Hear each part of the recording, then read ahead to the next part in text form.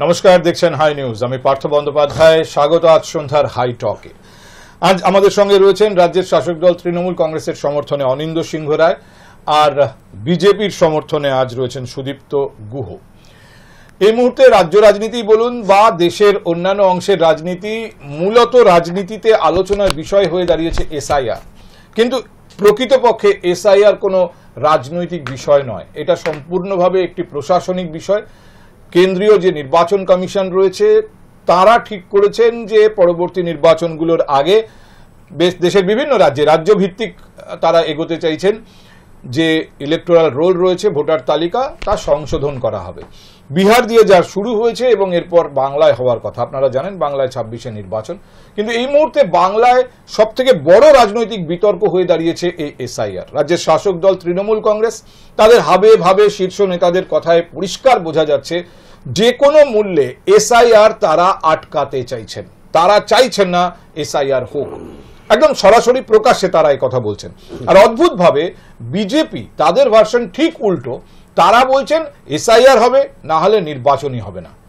এবং এই সুর বিজেপির বিভিন্ন স্তরের বিভিন্ন ধরনের নেতার মুখে, মানে যেহেতু সেখানে 2-3 রকম শিবির ভাগ আছে, এটা প্রকাশ্যে আছে। শুভেন্দু, দিলীপ, এরা সব আলাদা আলাদা শিবির বলেই এখনো পর্যন্ত চিহ্নিত। কিন্তু এই সুর শুভেন্দু অধিকারীর মুখেও, এই একই সুর দিলীপ ঘোষের মুখেও। গতকাল তৃণমূল কংগ্রেসের ছাত্র পরিষদের প্রতিষ্ঠা দিবস ছিল, সেখানে অভিষেক বন্দ্যোপাধ্যায় যখন বলছেন যে এসআইআর আটকাবো, একজনেরও যদি কোনোভাবে নাম কাটা যায় ভোটার তালিকা থেকে, আমরা 10 লাখ লোক নিয়ে দিল্লি যাব, ঠিক সেই দিনই রাজ্যের অন্য প্রান্তে বসে দিলীপ ঘোষ বলছেন যে এসআইআর যদি না হয় তাহলে নির্বাচন হবে না। অর্থাৎ নির্বাচন পিছিয়ে যাবে, কিন্তু এসআইআর কমপ্লিট হতে হবে, তারপরেই নির্বাচন হবে। শুভেন্দু অধিকারী আগেও বলেছেন যে এসআইআর করতে দিতে হবে, এসআইআর ছাড়া নির্বাচন মানব না। এই পরিস্থিতিতে আজ আমাদের এই আলোচনায় আবার এই বিষয়টি গুরুত্ব পাবে। আমরা একটু তাত্ত্বিকভাবে বিষয়টা দেখতে চাইছি। অনিন্দ, আপনাকে দিয়ে শুরু করি। তৃণমূল কংগ্রেসের অভিযোগ হচ্ছে এসআইআর এর নামে আসলে বৈধ নাগরিক, যারা ভারতের বৈধ নাগরিক, তাদেরকে ভোটার তালিকা থেকে বাদ দেওয়ার চক্রান্ত হচ্ছে, কারণ তারা তৃণমূল কংগ্রেসের ভোটার। আমার কথা হচ্ছে যে এসআইআর এর প্রসেস শুরু হলো, তারপরে নাম বাদ পড়লো, সেরকম লোকেদের যারা বৈধ নাগরিক অথচ নাম বাদ পড়েছে তাদের নিয়ে তৃণমূল কংগ্রেস যদি এই আন্দোলনে আসে, সেটা অনেক বেশি গ্রহণযোগ্য হবে, বিশ্বাসযোগ্য হবে। কিন্তু প্রসেস শুরুই হয়নি, অথচ যেভাবে এসআইআর যে কোনোভাবে ঠেকাবো বলা হচ্ছে, তাতে কি দলের গ্রহণযোগ্যতা, বিশ্বাসযোগ্যতা বাড়ছে? হ্যাঁ, পার্থদা খুব ভালো প্রশ্ন করেছেন। আমি বলি আপনাকে, দর্শকরা পুরো ব্যাপারটা জানুক। দেখুন, এসআইআর এর আগেও হয়েছে, এই নয় যে প্রথমবার হচ্ছে। এবারে এসআইআর কেন আমরা বিরোধিতা করছি?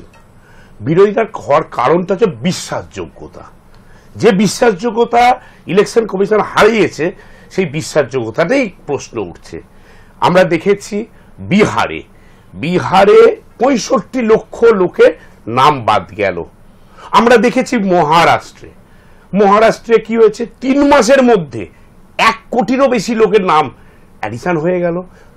আমরা দেখেছি বিরোধী দলনেতা রাজীব গান্ধী যখন একটা প্রেস কনফারেন্স করে দেখাচ্ছেন, রাহুল গান্ধী যখন প্রেস কনফারেন্স করে দেখাচ্ছেন যে এইভাবে ভোট চুরি হয়েছে, সেটার মোকাবিলা করতে না পেরে ইলেকশন কমিশন, যখন প্রশ্ন আসছে যে ইলেকশন কমিশন বলছে কোনো একটা জায়গায় 5:30টার সময় প্রচুর ভোট দিয়েছে, তখন ভিডিও দেখতে চাইছে, তখন বলা হচ্ছে আপনি চিন্তা করে দেখুন, ইলেকশন কমিশনার বলছে মা বোনেদের ভিডিও কি দেখানো যায়?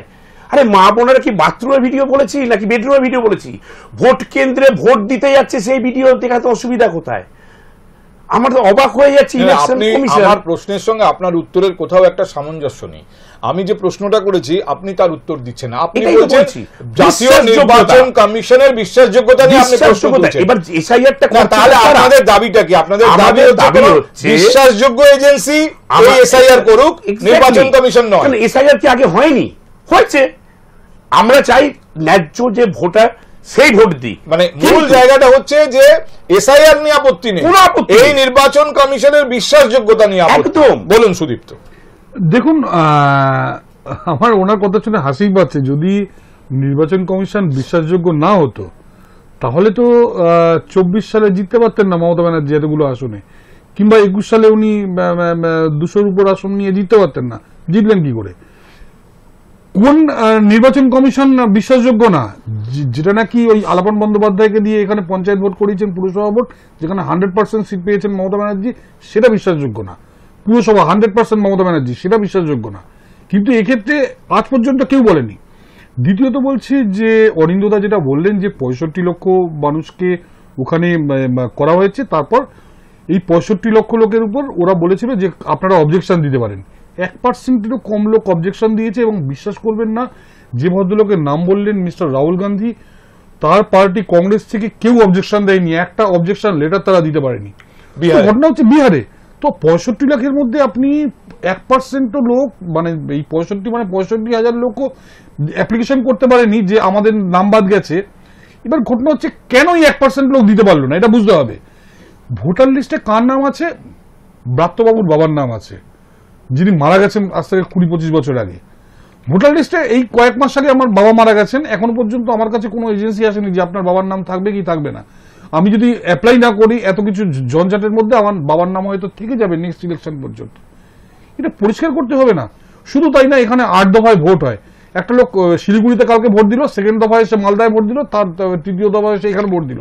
আপনাকে ক্লিয়ার পাঠদা আপনাকে হিসাবটা বোঝাই যে ওই 86 থেকে 2002 এর মধ্যে যে কজন মানুষ জন্মেছে এবং 2002 থেকে এই পর্যন্ত যাদের মৃত্যু হয়েছে, মানে গত SIR এর পর থেকে দেখা যাচ্ছে, সেই তাদের যদি আমি বিয়োগ করি এবং যারা তারপর কলকাতা থেকে চলে গেছে, মানে বেঙ্গল থেকে যে কটা ভোটার হয়, তার থেকে 1,04,00,000 বেশি ভোটার আমাদের ভোটার লিস্টে আছে। এবং এই লিস্ট আমি দিচ্ছি না, এই লিস্ট তৈরি, এই তথ্য দিয়েছে গবেষণা করে IIM সাউথ ইন্ডিয়ার একটি এবং আমাদের SP জৈন ম্যানেজমেন্ট ইনস্টিটিউট। আমি বলছি আজকে যদি এটা আপনারা ফলো না করেন, প্রচুর মৃত ভোটার, প্রচুর বাংলাদেশি ভোটার। আর দ্বিতীয়ত অভিষেক ব্যানার্জি, এবার তাহলে আপনি আমাকে বলুন, তাহলে তৃণমূল কংগ্রেস এইরকম স্পর্শকাতর কেন বিষয়টি নিয়ে? তৃণমূল কংগ্রেস বলছে আমরা জাতীয় নির্বাচন কমিশনকে বিশ্বাসযোগ্য মনে করছি না।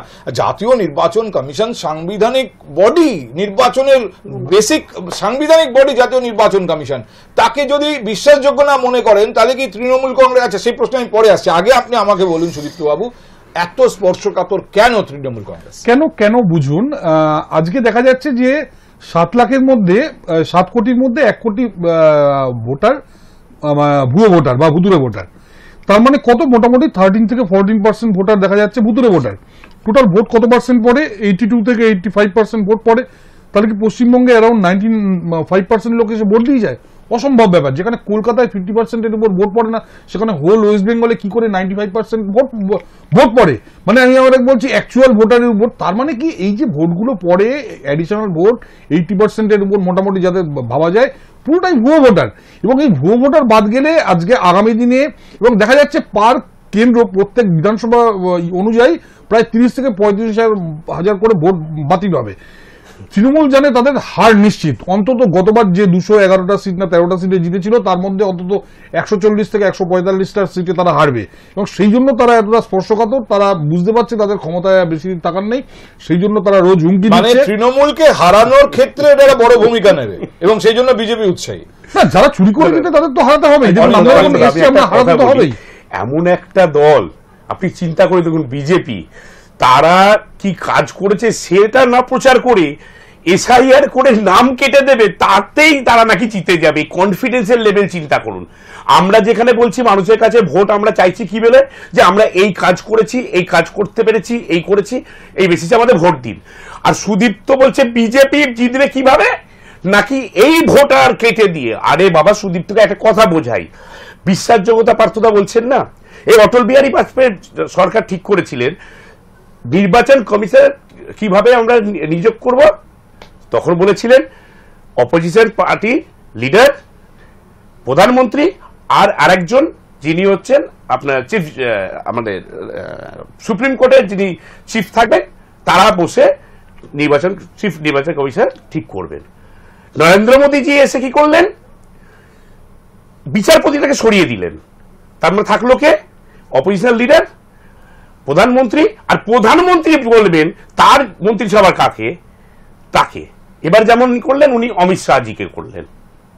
তার মানে বিশ্বাসযোগ্যতা থাকলো কি, না, তো নিরপেক্ষতা থাকলো কি? তখনই তোলা উচিত। আমরা বহুবার এই প্রশ্ন তুলেছি, সারা দেশ জুড়ে আমরা এই প্রশ্ন তুলেছি। আমার প্রশ্ন এবং হচ্ছে দেশে আপনারা যতক্ষণ কোথায়? পর্যন্ত এসআইআর না শুরু হয়েছে ততক্ষণ এবারে SIR আসছে। দেখুন, এই SIR বিশ্বাসযোগ্যতার প্রশ্ন আপনারা তোলেন না, আমরা তো এই নির্বাচন কমিশনের আন্ডারে 24-এর নির্বাচন বৃক্ষ হয়েছে। তুমি কে ফলে না পরিচয়, ফলটা দেখছি তো আমরা।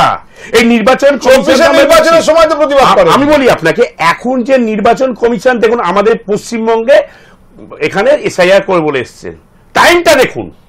ওই সামনে- নির্বাচন কমিশনের সামনে কিন্তু- আন্ডারে 24-এর নির্বাচন হয়েছে, আপনারা তাতে অংশ নিয়েছেন। আমরা তো বলছি, তখন আপনাদের কোনো আমি আপত্তি তো ছিল বলছি না। দেখুন, আমি তো আবার বলছি, যখন আমরা দেখছি নির্বাচন কমিশন কোন একটি দলের হয়ে কাজ করছে, তখন তো আমরা সেই বর্তমানে আসবে। এখন তারা দলের হয়ে কাজ করছে, 24-এর সময় করেনি, তাই আমরা তো? তো দেখেছি যে বলুন ওটাই ভাই এবার বলি, দেখুন অনিরুদ্ধ একটা খুব ভালো কাজ বললেন যে তৃণমূল নাকি কাজ করেছে। পশ্চিমবঙ্গের যে কোনো রাস্তায় বেরিয়ে যে কোনো একজন মানুষকে জিজ্ঞেস করুন, তৃণমূল শিক্ষায় কাজ করেছে না শিক্ষাটাকে সর্বনাশ করে দিয়েছে, স্বাস্থ্যে কি কাজ করেছে, স্বাস্থ্যের সর্বনাশ করে দিয়েছে, শিল্প পশ্চিমবঙ্গে একটাও আসেনি, পশ্চিমবঙ্গে মেট্রো রেল সারা ভারতবর্ষে 50% টাকা দেয় প্রত্যেকটা স্টেট, এরা 1 টাকাও দেয় না, উল্টে মেট্রো রেলের সব কাজ আটকে দিচ্ছে। এখানে একটা বন্দর হওয়ার কথা ছিল, সেই আদানি এসেছিল, সেই বন্দরের জমি দেয়নি পর্যন্ত, নতুন একটা পাওয়ার প্ল্যান্ট হয়নি। কাজটা করলো কোথায় তৃণমূল কংগ্রেস? কাজটা করলো কোথায় আপনি বলুন? গত 15 বছরে মমতা ব্যানার্জি একটা ইন্ডাস্ট্রিতে ফিতে কেটেছেন, একটাও করেননি। আজকে সারা ভারতবর্ষে আপনি দেখবেন ইলেকট্রনিক ইন্ডাস্ট্রি আসছে, ফার্মেসি ইন্ডাস্ট্রি আসছে, আজকে আপনার কেমিক্যাল ইন্ডাস্ট্রি আসছে, কম্পিউটার ইন্ডাস্ট্রি আসছে, মোবাইল ইন্ডাস্ট্রি আসছে, ডিফেন্স আসছে, স্পেস আসছে। একটা মাত্র স্টেট যেখানে কোনো ইন্ডাস্ট্রি আসছে না, সেটা পশ্চিমবঙ্গ। তারপর উনি বলছেন যে আমরা কাজ করেছি। আপনি এখানে বিজেপি প্রচারে এসেছেন সুদীপ্তবাবু। না, আমি সেটাই তো বলছি। আপনাকে সেজন্য ডাকিনি। না, আমি বলছি, আপনার কাছে কাজটা কি করলেন এই উনি? পয়েন্টে আপনার তাহলে উত্তর জিতছেন চাইছি। না, এই পয়েন্টে বলছি। তৃণমূল কংগ্রেস স্পর্শকাতর, না, এই কোনো সন্দেহ নেই। এবার বলছি, তাহলে উনি জিতছেন মারাত্মক স্পর্শকাতর কি? আমি বলছি, তাহলে ওনারা জিতছেন কি করে? কাজ না করে জিতছেন এই ভুতুরে ভোটারের জন্য, এবং সেই ভুতুরে ভোটারটা আজ যখন বেরিয়ে যাচ্ছে তখন ওনারা ভয় পেয়ে যাচ্ছে। তৃণমূল কংগ্রেস তো এই প্রথমবার জেতেনি 24-এ, তার আগে 21-এ 2000 জিতেছে, তার আগে 19-এ জিতেছে, তার আগে 16-এ জিতেছে। 2002-এর পর থেকে এখানে ভোটার চেঞ্জ হয়নি। আপনি দেখুন 2005-এ এই মমতা ব্যানার্জি এত মোটা কাগজ নিয়ে গিয়ে ডেপুটি স্পিকারের মুখের উপর ছুড়ে মেরেছিলেন। সেই মমতা ব্যানার্জি 11তে পাওয়ারে এলেন, পাওয়ারে আসার পর ওই কাগজ তিনি কোথায় লুকিয়ে ফেললেন? কেন লুকিয়ে ফেললেন? কারণ ওই কাগজে যাদের নাম ছিল সেই লোকগুলোকে উনি ওনার ভোটার করে ফেলেছেন। কি করে ভোটার করে ফেলছেন? ভাতা দিয়ে, এই এখানে মাদ্রাসা ভাতা, ওখানে এই ভাতা, এখানে ঐক্যশ্রী ইত্যাদি ইত্যাদি ইত্যাদি, এবং ওখানকার ওদের কি বলে ওদের যে ইমাম ভাতা, এই করে উনি ভোটগুলোকে কিনেছেন। ওদের করে আপনি কি কোনো স্পেসিফিক একদম সম্প্রদায়কে একদম মুসলিমদের কথা বলছি। আমি মুসলিমদের কথা বলছি। মুসলিমদের 30% মুসলিম ভোট, যারা নাকি ইভেন 2019-এও যারা নাকি, আমি কেন ওদের কথা বলছি, কেন ওটা বাল্ক ভোটার বলছি, 2019-এও মুসলিম ভোটের কিছু অংশ বাংলাদেশ থেকে কি শুধু মুসলিমরাই অনুপ্রবেশ করেছে? নিশ্চয়ই আজকের খবর সম্ভবত যে সল্টলেক থেকে 4 না 5 জন বাংলাদেশি অনুপ্রবেশকারী আটক করেছে বিধাননগর পুলিশ, কেউ মুসলিম না। তারা শরণার্থী, তারা অনুপ্রবেশকারী। আচ্ছা, শরণার্থী আর অনুপ্রবেশকারীর মধ্যে পার্থক্য আছে। কি বলেছে? ওই দেশে, আমি আবার বলছি, পাকিস্তান, বাংলাদেশ বা আফগানিস্তানে ওই দেশের যারা সংখ্যালঘু, তাদের কোনো হিউম্যান রাইটস নেই।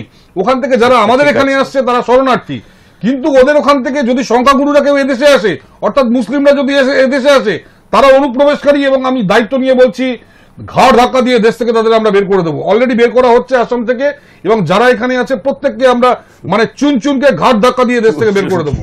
এটা নিয়ে কোনো সন্দেহই যেন অনিন্দ না থাকে। ঘুরিয়ে ব্যাপারটা এই দাঁড়াচ্ছে যে এসআইআর এ সব থেকে বেশি এফেক্টেড হবে মুসলিম সম্প্রদায়ের মানুষ, এবং সেটা আপনারা চাইছেন। সংবিধান বিরোধী কথা। এসআইআর আমি বলছি সব থেকে বেশি মুসলিম সংবিধান, আমি আবার আপনারা চাইছেন। আমি বলছি সংবিধান ভারতীয় মুসলমানদের রক্ষা করতে বদ্ধপরিকর, আমরা বদ্ধপরিকর। পাকিস্তানি মুসলমান বা বাংলাদেশি মুসলমান বা আফগানিস্তানি মুসলমানদের রক্ষা করতে আমাদের কোনো দায়বদ্ধতা নেই। তারা অলরেডি 3টে ল্যান্ড নিয়ে চলে গেছে, ওই ল্যান্ডে তারা অত্যাচার করছে। আজকে ওখানে ইয়েকে আটকে রেখেছে, ইসকনের একজন সন্ন্যাসীকে তারা আটকে রেখেছে। ওখানকার সংখ্যালঘুদের উপর অত্যাচার হচ্ছে। এই দুর্গাপুজো শুরু হচ্ছে, আবার অত্যাচার শুরু হবে। আপনি দেখেছেন গতবার দুর্গাপুজোয় দুর্গা ঠাকুরের হাতে তারা কোরআন দিয়ে ওখানকার একজন পুরোহিতকে ইয়ে দিয়ে কেটে আপনি বলতে পারেন, আমি বলছি গল্প নয়, এই গল্প বলবেন না, এটা কখনো গল্প না, এটা সত্যি ঘটনা সুদীপ্ত, এটা সত্যি ঘটনা। এবং আমি বলছি ওখানে যারা অত্যাচার করছে তাদের এই দেশে থাকার কোনো জায়গা নেই, আমরা হাত ধাক্কা দিয়ে বের করে দেব। সুদীপ্ত, অনিন্দ আপনি বলবেন, তার আগে শুধু আমি একটা লাইন যোগ করি। মমতা বন্দ্যোপাধ্যায় রাজ্যের মুখ্যমন্ত্রী কদিন আগে ঝাড়গ্রামে কিন্তু মঞ্চে দাঁড়িয়ে বলেছেন অনুপ্রবেশকারীদের নাম কাটাই উচিত এবং তাদের নাম কাটলে আমাদের কোনো আপত্তি। আমি দুটো কথা সুদীপকে জিজ্ঞেস করি। উনি এক্ষুনি একটা কথা বললেন, বাংলাদেশে এক সম্প্রদায়ের মানুষকে আটকে রেখেছে। আচ্ছা, এই ক্ষেত্রে আমরা তো বলেছিলাম আমাদের ভারত সরকার যা স্টেপ নেবে আমরা ভারত সরকারের সঙ্গে আছি। চিন্ময় মহাপ্রভুকে বার করার জন্য ভারত সরকারের কি স্টেপটা নিয়েছে?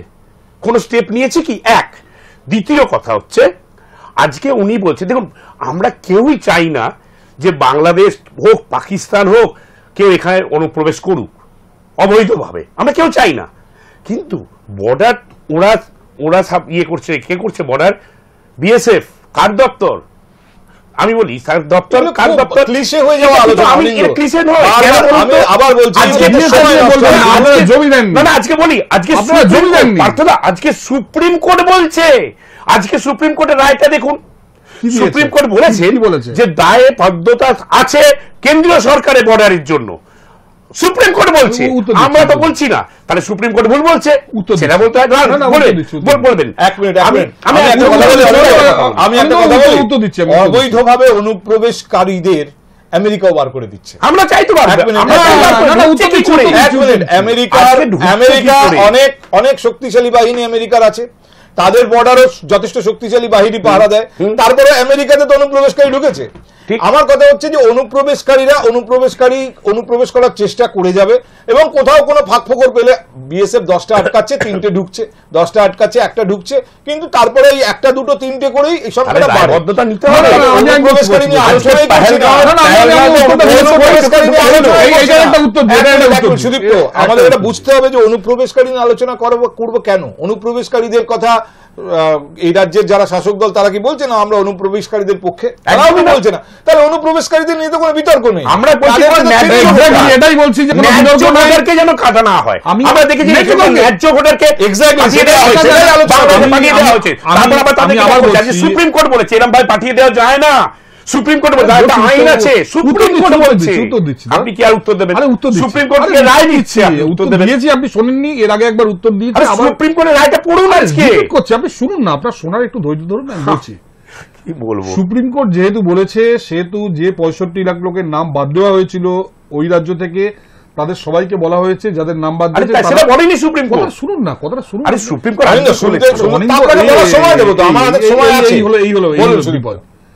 বলেছে যে যাদের নাম প্রথম লিস্টে বাদ যাচ্ছে তারা অ্যাপ্লাই করতে পারেন। তারা যদি অ্যাপ্লাই না করে, তার মানে যাদের নাম চলে গেছে, ডেট চলে গেছে, কত তারিখ পর্যন্ত আছে? অ্যাপ্লাই করেনি, কত তারিখ পর্যন্ত আছে? যত তারিখ পর্যন্ত তত তারিখ অ্যাপ্লিকেশন নেওয়া হবে, অ্যাপ্লিকেশন নেওয়া হবে। আপনি জানেন না অ্যাপ্লিকেশন নেওয়া হবে কত পড়েছে? জানেন কত পড়েছে এখনো আপনি জানেন? আপনি বলেন 1% ভুল তথ্য দেবেন, 0.8%। নো, 0.8%। শুনুন আপনার ভুল তথ্য। আরে বসে শুনুন না, আপনি সঠিক তথ্য বলুন না। আমি সঠিক তথ্য বলি, বলুন। 30 সেপ্টেম্বর পর্যন্ত অ্যাপ্লাই করতে পারবে। এখনো অবধি নির্বাচন কমিশনের কথা মতো, এখনো অবধি নির্বাচন কমিশনের কথা মতো 6 লাখ লোক অ্যাপ্লাই করেছে। নির্বাচন কমিশনের কথা বলতে আপনি 30 তারিখে যখন বলছি এখানেও যে 1 কোটি বা 1.5 কোটি লোকের নাম বাদ যাবে। 1 কোটি কি করে জানেন? 1.5 কোটি আপনার সংখ্যা জানেন? হিসাবে বলছে আমি বলছি, শুনুন। এখানে 1 কোটি না 1.5 কোটি যখন হবে তখন দেখা যাবে। আমার কথা হচ্ছে যে যদি এরকম হয় যে বিহারে, আমি ধরে নিলাম অনিন্দ যেটা বলছেন 6 লাখ লোক অ্যাপ্লাই করেছেন, এখন অবধি। হ্যাঁ ঠিক আছে, ওটা 60 লাখই নয়, 30 তারিখ পর্যন্ত 60 হবে। এবার 60 লাখ তো অ্যাপ্লাই করতে পারছেন। অ্যাপ্লাই করতে তারা যখন অ্যাপ্লাই করবেন তখন ইলেকশন কমিশন ফার্দার আবার ওটাকে দেখবেন, দেখে যদি দেখা যায় যে কেউ সত্যি অন্যায়ভাবে বাদ গেছেন বা ভুলবশত বাদ গেছেন, তাদেরকে ইনক্লুড করা হবে। তারপরেও তাদের কাছে আইনি রাস্তা ইত্যাদি খোলা থাকছে, তাদের পাশে দাঁড়ানোর লোকের অভাব নেই, বিরোধীরা তাদের পাশে থাকবেন, সময়টার অভাব না। আমি আপনাকে বলি, আপনাকে আপনারা প্রসেসটা শুরুই করতে দেবেন। বিধান আমাদের কথা আপনার যা জানা আছে আগামী বছর মে মাসের মধ্যে আমাদের নির্বাচন শেষ হয়ে যাওয়া উচিত, ঠিক আছে, বিধানসভার। আজকে এখন কি মাস চলছে? সেপ্টেম্বর পড়ে গেল, প্রায় সেপ্টেম্বর, হাতে কমাস টাইম আছে, সুযোগটা দেবে না। আপনি এটা বুঝতে পারছেন না, যেটা আপনি বলুন না মুম্বাইতে করেছিলেন, আর নির্বাচন কমিশন, আপনি বলছিলেন নির্বাচন কমিশন দেখাতে বাধ্য নয়, উনি বলছেন আমি দেখাবো না, উনি বলছেন আমি সিসিটিভি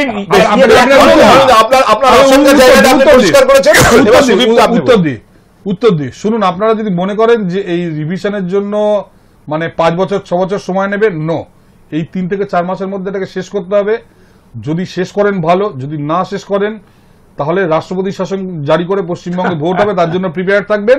এবং হারার জন্য, এবং শুধু হারা না, সিপিএম পার্টি যেমন উঠে গেছে, আপনাদের পার্টি যেরকম উঠে যাবে রাজ্য থেকে, তার জন্য আপনারা প্রিপেয়ার্ড হয়ে থাকবেন। আপনি যেটা বলছেন না, কোনো রকম ভাবে প্রোগ্রাম এখানে আমাকে শেষ করে দিতে হবে। আপনি কনক্লুশন টানছেন, আমি তো কনক্লুশন বানার জন্য কনক্লুশন না, আমি যদি কটা সিট পাবেন, যদি বলছি নিচে পাবেন, আমি বলছি যদি কি আজকে যদি ভোট হয়, আমি বলছি 50টার নিচে পাবেন, 10টা সিট পাবে না।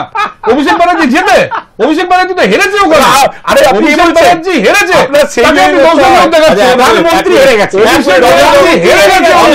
সুদীপ্ত দুজনে একসঙ্গে প্লিজ কথা বলবেন, অনিন্দ প্লিজ দুজনে একসঙ্গে কথা বলবেন না, তাহলে কারুর কথাটা শোনা যায় না। দেখুন, এই যে রিগিং যাকে আমরা বলতাম পরিভাষায়, বা এই কারচুপি, ভোটের কারচুপি, ভুতুরে ভোটার, এটা নতুন কিছু নয়। এই বাম জমানা থেকে, ছোট থেকে শুনে আসছি, যেরকম ভুতুরে ভোটার আছে, রিগিং হয়, সায়েন্টিফিক রিগিং, এসবও শুনেছি। আলটিমেটলি কিন্তু সেইটাই আর একটা অন্য কালার নিয়ে এসছে, অন্য নাম নিয়ে এসছে, কিন্তু অভিযোগ এক, যে অবৈধ ভোটার ভোট দিচ্ছে এবং তার জন্য শাসক দল জিতে যাচ্ছে। তা এই অবৈধ ভোটারের ভোটেই 30 বছর 36 বছর জেতার পর 2011-এ কোন রকম এসআইআর ছাড়াই কিন্তু বামফ্রন্ট হেরে গিয়েছিল। তাহলে আপনি আমায় বলুন সুদীপ্ত, কেন বিজেপির নেতাদের নির্লজ্জভাবে এসআইআর এর উপর নির্ভর করতে হবে যে অবৈধ ভোটার বাদ গেলে আমরা জিতবো? বামফ্রন্টকে হারানোর জন্য তৃণমূল কংগ্রেসের তো অবৈধ ভোটারকে বাদ দিতে হয়নি, সব ভোটার থাকা সত্ত্বেও বামফ্রন্ট হেরে গিয়েছিল। কৃষ্ণনগর থেকে কাকদ্বীপ পর্যন্ত একটা আসন পায়নি। না, এখানে একটু বোধহয় একটু সিম্পলিফাই করে ফেলছেন। বিজেপি একবারও বলেনি যে এটা ইস্যুটা পুরোপুরি নির্বাচন কমিশনের। নির্বাচন কমিশনকে বিজেপি, আপনি এখানে বসে 3 বার বলেছেন যে এই নামগুলো কাটা গেলেই তৃণমূল হারবে, কালাকোটে এমনি হেরে যাবে। আমি শুনুন না, আমি বলছি তৃণমূল কংগ্রেস এমনি 30,000 কোটে, আপনি দেখুন কজন জিতেছে 30,000 কোটে, এমনি হেরে যাবে, সেটা বললাম আমি। কিন্তু একটা কথা আমি আপনাকে বলছি, যে যদি এই ভোটারটা ফ্যাক্টর না হতো, তাহলে 2005-এ মমতা ব্যানার্জি কেন ওই কাগজগুলো ছুড়ে মারলেন, কেন লোকসভায় বসে কান্নাকাটি করলেন? তার মানে এটা একটা ফ্যাক্টর ছিল, এটা একটা ফ্যাক্টর ছিল, সেদিনও ছিল, আজকেও আছে। এবার আপনি যদি বলেন যে একটা লোক 2002-তে মারা গেছে, তার নাম আজকেও লিস্ট থেকে বাদ যাবে না, সেই লিস্ট নিয়ে চলবে এবং অভিষেক ব্যানার্জি সেই লিস্ট অনুযায়ী ভোট দেবে, এটা একবার বলি, এবং অভিষেক ব্যানার্জি ওখানে 10 লাখ ভোটে জিতবে, সেটা হতে পারে না। বলছি 2011-এ দেখুন, সমস্ত ভুতুরে ভোটার থাকা সত্ত্বেও বামফ্রন্ট হেরেছিল এবং ভয়ানকভাবে হেরেছিল। 2026-এ তৃণমূল হারবে, ভয়ঙ্কর ভাবে হারবে। আমি শুধু এইটুকু বলতে চাইছি, এই ভুতুরে ভোটার কে জিতবে বা কে হারবে এটা নির্ভর করে না ভুতুরে ভোটার। বলছি শুধু ভুতুরের লিস্টটা বাদ দিলে হারের মার্জিনটা আরো 30,000 করে বাড়বে, এটাই পার্থক্য। কারণ 1 কোটির বেশি ভুতুরে ভোটার এর মধ্যে ঢুকে বসে আছে। সেটা বলুন ওয়ান অফ দেম, আপনি সেটা বলুন বাবা, যে এসআইআর হোক বা না হোক তৃণমূল হারবে, এটা আপনি বলুন। আপনি তো বলছেন না, আপনি বলছেন এসআইআর হলে তৃণমূল হারবে, এসআইআর হলে 30,000 মার্জিন বাড়বে, আর না হলেও তৃণমূল হারবে। এই পয়েন্টে আমি আবার বলছি, হারবে তো এসআইআর না হলে কাজ করেনি 15 বছর, কথা বলি, চুরি ছাড়া কোনো কাজ করেনি, চুরি ছাড়া কাজ নেই। আচ্ছা ঠিক আছে, চুরি ছাড়া কোনো কাজই করেনি যারা, তারা জিতবে কি করে? ঠিক আছে, আমি বলি, একমাত্র দুধের গাই এদের ভরসা। আচ্ছা ঠিক আছে, দেখুন ব্যাপারটা কিন্তু কুঁজোরও না অনেক সময় চিত হয়ে শুতে ইচ্ছে করে, হতেই পারে যে ফেল করছে ছেলেটা, তারও মাঝে মাঝে মনে হয় এবারেই ফার্স্ট হয়ে যাব। দেখুন কোন ভোট, ঠিক যেমন মমতা ব্যানার্জি 92-তে হেরেছে, 96-তে হেরেছে, 98-তে হেরেছে, 99-তে হেরেছে, 2000-এ হেরেছে, আপনারা 2004-এ হেরেছেন, 2006-এ হেরেছে, সব হেরে গেছে, তারপর 2008-এ হেরেছেন, তারপর 2009-এ গিয়ে উনি জিতেছেন। আচ্ছা আচ্ছা ঠিক আছে, আমরা তো সেখানে একবার কি দুবার মাত্র আমরা ক্ষমতা, আমরা 21 আর 24 দুবার, আমরা 2 নম্বরে আছি। আচ্ছা, মমতা ব্যানার্জি 10 বার হেরেছেন তার আগে। আচ্ছা ঠিক আছে, আপনাদের এখন বিধায়কের সংখ্যা কটা? বলতে পারবেন? পারবেন না। বিমান বন্দ্যোপাধ্যায়কে জিজ্ঞেস করুন, আপনাদের বিমান বন্দ্যোপাধ্যায়কে জিজ্ঞেস করুন। আপনারা নিজেরাই জানেন না, আপনি বিমান বন্দ্যোপাধ্যায়কে জিজ্ঞেস করুন, মানুষ জানে না। আমি বলছি বিমান বন্দ্যোপাধ্যায় আচ্ছা, যদি ঠিক আছে, একটা নাম্বার কম বলতে পারে আমরা মেনে নেবো ওনার নাম্বার। উত্তেজিত হচ্ছেন কেন? বিমান বন্দ্যোপাধ্যায় যদি একটা নাম্বার কম বলতে পারে, উত্তেজিত হয়ে যাচ্ছেন কেন? না উত্তরে দেখুন, আপনারা এত বড় চোর ভোটে জিততে যে গেলে দেখো না। আমরা এটা চুরি করেছি। আচ্ছা ঠিক আছে, আরে হয়েছে। কেউ এভাবে আমি একটা কথা দেখুন, কালকে আপনারা এখানে আমি বুঝতে আপনারা কালকে এখানে এসে বলবেন, বিধানসভা বলা কালকে আপনারা এখানে এসে বলবেন যে এই আমরা এত টাকা চুরি করেছি, তোমরা কত টাকা চুরি করেছো, ঠিক আছে, হয়েছে, সেরকম কথা বলছেন আপনি। হয়েছে।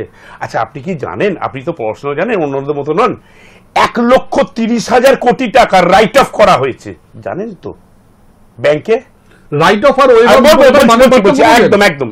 রাইট অফ আর ওয়েভ করবেন এবার আপনি রাইট অফ আর ওয়েভ পার্থক্য জানেন? একদম জানি। না না, ওয়েভ অফ করা হয়নি, রাইট অফ করা হয়েছে।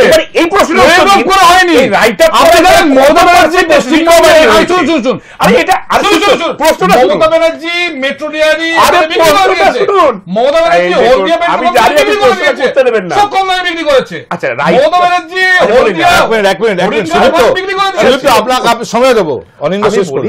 এই যে 1,30,000 কোটি টাকার রাইট আজকের আলোচনার সঙ্গে কি সংশ্লিষ্ট ব্যাপারটা প্রশ্ন করিনি, না, না, তার মধ্যে এই প্রশ্নের উত্তর দিতে চাইবেন 0.02%। এটা তো সময় লাগবে। আমি বলছি আজকের আলোচনার সঙ্গে সংশ্লিষ্ট কিনা। আমি অনিন্দ আপনাকে যখনই আমি প্রশ্ন করব তখনই আমি বলবো ওভার সেন্সিটিভ লাগছে আমার তৃণমূল কংগ্রেসকে। এসআইআর নিয়ে এত অতিরিক্ত স্পর্শকাতর যে কোথাও একটা সন্দেহ হচ্ছে, কি জানি সত্যি এই ভুতুরে ভোটারের উপর নির্ভর করছে নাকি তৃণমূল কংগ্রেসের সাফল্য? পার্থ আমি একটা কথা বলি, আমরা না এই এসআইআর নিয়ে তার সঙ্গে আমরা জিতবো কি জিতবো না এটা নিয়ে আমরা চিন্তিত নই। আমরা এসআইআর জন্য আমরা লড়ছি একটাই কারণে, ন্যায্য মানুষের অধিকার যেন হরণ না করা হয়। এক মিনিট, গতকালও সুপ্রিম কোর্ট বলেছে যারা মার্ক টেন্টেড তাদের নাম প্রকাশ করুন। এটা প্রকাশ করলে কিছু ন্যায্য মানুষের অধিকার তারা ফেরত পাবেন, কিন্তু আপনারা তো তা করছেন না। ন্যায্য মানুষের অধিকার মানে ওই যারা সত্যিকারের পরীক্ষা দিয়ে সাফল্য পেয়েছিল এবং চাকরি পেয়েছিল তাদের তো ন্যায্য অধিকার যে তারা চাকরিটা করুন, কিন্তু তাদের চাকরিটা চলে গেছে যে সরকারের জন্য, সেই সরকারের নাম তৃণমূল কংগ্রেস সরকার। আবার বলি, আপনি ঠিক বলেছেন, আপনি ন্যায্য অধিকার যদি আপনি ফিরিয়ে দিতে চান তাদেরও তো ন্যায্য অধিকার ফিরিয়ে দিতে হবে। ঠিক, টেন্টেড আর নন টেন্টেড আজকের সঙ্গে সংশ্লিষ্ট নয়, আমি শুধু উদাহরণ হিসেবে আপনাকে বলছি। সুপ্রিম কোর্ট রায় বলেছেন যে 7 দিনের মধ্যে লিস্টটা টাঙাতে হবে, টাঙাচ্ছে। এবার আমি আপনাকে আমাদের বক্তব্য হচ্ছে একজন ন্যায্য ভারতীয় তার তো ভোট দেওয়ার অধিকার আছে, তার নামটা যেন কাটা না যায়।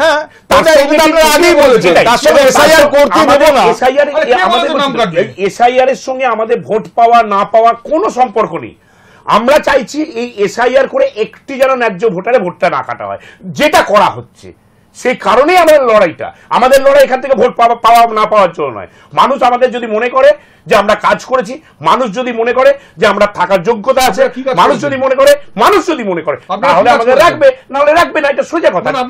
আজকে বিজেপি বলুক তো যে আমরা এই কাজ করেছি, একটা কাজ করে দেখান যে নরেন্দ্র মোদীজি আমাদের এই কাজ করেছে। আচ্ছা, আমার বিজেপিকে করার মতো প্রশ্ন আছে। বিজেপিও এক্সট্রা সেন্সিটিভ এসআইআর নিয়ে, হয় এসআইআর হবে না হলে নির্বাচন হবে না, এই সিদ্ধান্ত নেওয়ার বিজেপিকে সুদীপ্ত বাবু, এই সিদ্ধান্ত নেবে রাজ্যের দেশের নির্বাচন কমিশন। কখন ইলেকশন হবে, কখন হবে না, কি কন্ডিশনে হবে, কি কন্ডিশন হলে হবে না, এই সিদ্ধান্ত নেওয়ার কোনো অধিকার বিজেপির নেই, নাকি বিজেপি যে সিদ্ধান্ত নেবে ইলেকশন কমিশনও সেটাই নেবে? আমি এই বিতর্কে এই উত্তর সুদীপ্তর কাছে নেব, কিন্তু একটা ছোট্ট বিজ্ঞাপন বিরতি নিয়ে ফিরতে হবে। আমাদের সঙ্গে থাকুন, এই আলোচনায় ফিরছি একটা ছোট্ট বিরতির পর।